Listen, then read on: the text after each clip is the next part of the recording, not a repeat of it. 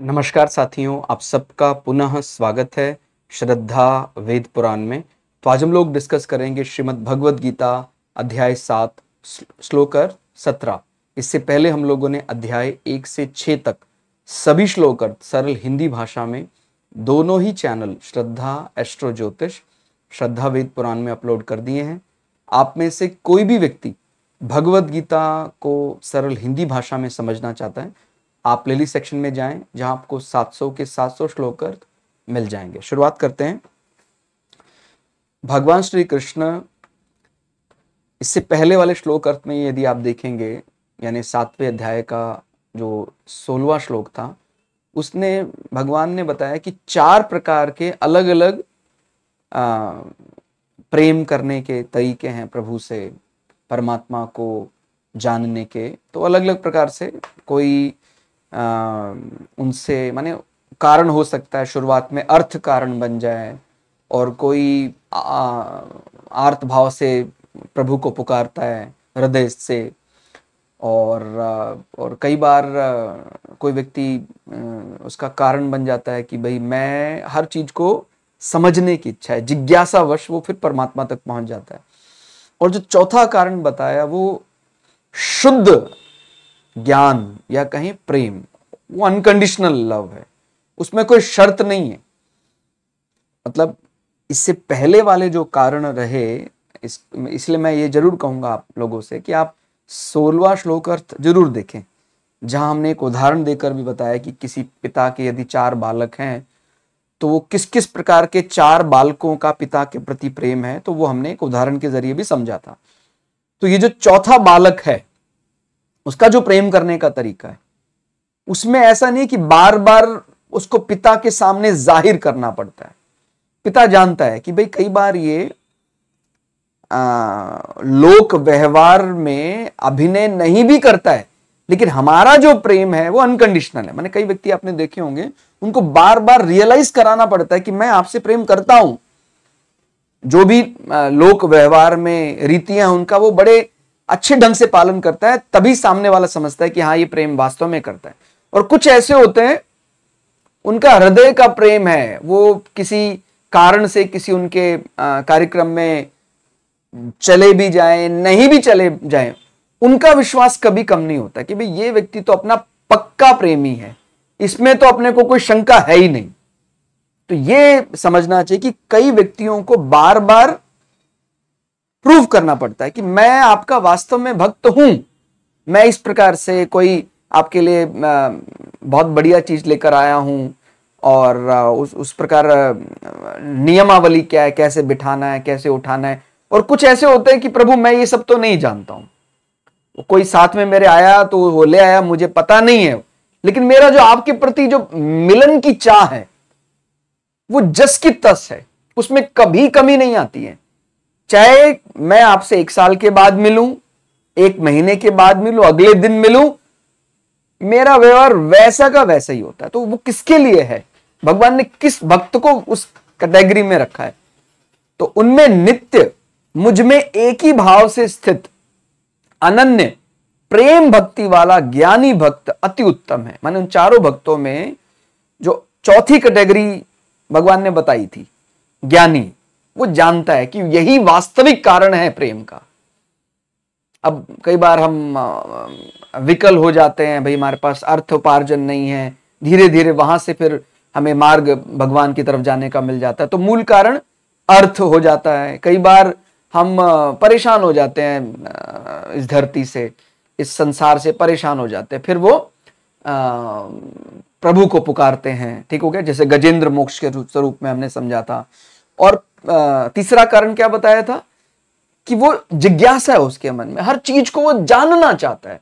और वो उस जानने में, आप जानते सबसे बड़ा जानना क्या है, परमात्मा क्या है, तत्व ज्ञान क्या है, उस गया इसी प्रकार से था। मैंने उसका कोई बहुत बड़ा प्रेम शुरुआत में नहीं था, लेकिन जब वो जानने लग जाता तो अल्टीमेटली उसको वहां से प्रेम तो मिलना ही मिलना है, वो क्योंकि वास्तविकता तो वही है। हम किससे सबसे ज्यादा संतुष्ट हो सकते हैं, ठीक हो गया, हम परमात्मा के, क्योंकि हम उसी का अंश है, उसी से मिल जाए तो हम सबसे ज्यादा संतुष्ट हो सकते हैं। तो चारों में है तो परमानंदी, लेकिन एक में शुरुआत से ही हमें उतना ही आनंद मिलता है और एक में हमें बाद में रियलाइज होता है। ठीक हो गया। तो ये वाली जो भगवान ने बताई, ये जो भक्त की कैटेगरी बताई कि अनन्य प्रेम भक्ति वाला ज्ञानी भक्त सबसे उत्तम है, अति उत्तम है, क्योंकि मुझको तत्व से जानने वाला ज्ञानी को मैं अनंत माने इतना प्रिय हूं, वह मुझे अत्यंत प्रिय है। हम दोनों एक दूसरे को अत्यंत प्रिय हैं। वो मुझे अत्यंत प्रिय है, मैं उसे अत्यंत प्रिय हूं। थोड़ा और सरल शब्दों में यदि समझे तो भगवान ने अपने प्रेमी भक्त को ज्ञानी नाम इसलिए कहा कि सब कुछ परमात्मा ही है। ठीक हो गया। इसमें मेरी सांसें जो निकल रही हैं, वायु, जल, पृथ्वी, तत्व, सब कुछ परमात्मा ही है। वो हर जगह परमात्मा को देख सकता है, महसूस कर सकता है। ठीक हो गया। यही वास्तविक और अंतिम ज्ञान है, इसके आगे कुछ नहीं है। इसलिए ऐसा अनुभव करने वाला प्रेमी भक्त ही वास्तव में ज्ञानी कहा जा सकता है भाई, क्योंकि संसार की परिभाषाएं तो अलग रहती हैं और जब हम परमात्मा को जानने लग जाते तो समझ में आता है कि जिसको हम वास्तविक समझ रहे थे, जो व्यवहारिक ज्ञान समझ रहे थे, वास्तव में वो अव्यवहारिक है।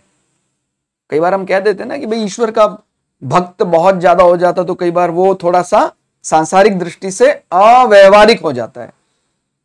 वो तो सांसारिक दृष्टि से अव्यवहारिक होना ही है, लगना ही है उसको, क्योंकि अगर उसको ईश्वर के नजदीक पहुंचना है तो माया का उल्लंघन करके आगे पहुंचना पड़ता है। तो अगर संसार के प्रोटोकॉल में रहते हुए, संसार की मानक प्रक्रियाओं में रहते हुए वो ईश्वर को पालेगा तो फिर तो एक प्रकार से माया का डेकोरम बिगड़ जाएगा। तो माया के नियमों का उल्लंघन या माया को लांघ कर वो वहां तक पहुंचता है। तो उसको लोक व्यवहार में शुरुआत में ये सब सुनने को मिल सकता है कि ये तो थोड़ा सा अव्यवहारिक होकर इसने कार्य किया। तब भक्त को कई बार कह देते हैं कि ये थोड़ा सा अव्यवहारिक सा लगता है, लेकिन जब भक्त उस बात का अनुभव कर लेता है, उस स्वाद का अनुभव कर लेता है, तो उसको समझ आ जाता है कि नहीं, सांसारिक व्यक्ति जिसको अव्यवहारिक कह रहे हैं वही तो वास्तव में व्यवहार के योग्य है। हमें वैसा ही व्यवहार करना चाहिए जो हमें सत्य की प्राप्ति करा दे। भाई हमारा कर्म यदि हमें हमारे अंतिम लक्ष्य तक नहीं पहुंचा रहा तो वो कर्म बेकार है। तो हम जो कहते हैं ना भाई इनके साथ ऐसा व्यवहार करो, इनके, ये सब सांसारिक व्यवहार है और सांसारिक व्यवहार संसार तक सीमित है। पाप पुण्य वो सब स्वर्ग नरक यही जमाए रखेगा और हमें तो पाप और पुण्य के इस ट्रैप से निकलना है। तो ये बात अपने को बहुत अच्छे से ध्यान रखनी है कि जो शुरू से ही कोर रीजन को जानता है, मूल कारण को जानता है, उसी को ज्ञानी कहा जा सकता है। ठीक है। ज्ञानी भक्त लौकिक और पारलौकिक सब क्रियाएं करते समय सदा सर्वदा भगवान से जुड़ा रहता है। मतलब ऐसा नहीं कि वो केवल ध्यान करेगा तभी परमात्मा को, वो किसी से व्यवहार करता है तभी भी उसके मन में एकदम क्लियर है ये है तो वास्तव में परमात्मा का ही स्वरूप। चाहे लोक व्यवहार में रहते उसको व्यवहार करना पड़ रहा है, लेकिन वो लौकिक और पारलौकिक दोनों ही विषय में उसकी जो भावना है परमात्मा के प्रति बदलती नहीं है। वो भगवान का संबंध रखते हुए उसकी सब क्रियाएं होती हैं। उस ज्ञानी भक्त का आकर्षण केवल परमात्मा में होता है। अब अलग अलग संसार में कहते हैं ना, मैं जीने के लिए भी कई आकर्षण अलग होते हैं। कई व्यक्ति बोलते हैं कि भाई उसको स्वाद के लिए कई लोग जी रहे हैं, उनको भोजन वैसा चाहिए, और कई रति सुख भोग इस प्रकार। और कहता है कई लोगों का कोर कारण क्या है, परमात्मा के लिए जी रहे हैं। तो जब परमात्मा के लिए कोई व्यक्ति जी रहा है उसी को ज्ञानी कहा जाता है। ठीक हो गया। माने वो बाकी के जितने भी इल्यूजन है उनमें नहीं फंस रहा है, जितने भी भ्रम है, ट्रैप है, उनको लांग लेता है। ठीक हो गया। उसमें कभी कमी या अधिकता नहीं आती है। जो ऐसा ज्ञानी भक्त है उसमें ऐसा नहीं भी कल कम था आज ज्यादा हो गया, ऐसा नहीं। उसका प्रेम सदा पूरा ही होता है, उसकी अपनी कोई व्यक्तिगत इच्छा नहीं रहती, इसीलिए वह श्रेष्ठ माना जाता है। तो भगवान ने यहां पर, आप किसी भी मार्ग से परमात्मा के नजदीक जाएं, लेकिन भगवान ने ये एकदम क्लियर कर दिया कि कौन इन चारों में श्रेष्ठ कहा जा सकता है। तो जो प्रेम भगवान के स्वरूप से, भगवान के विग्रह से प्रेम कर रहा है, उसको ही श्रेष्ठ यहां माना जाएगा। तो आज के श्लोक अर्थ में फिलहाल इतना ही।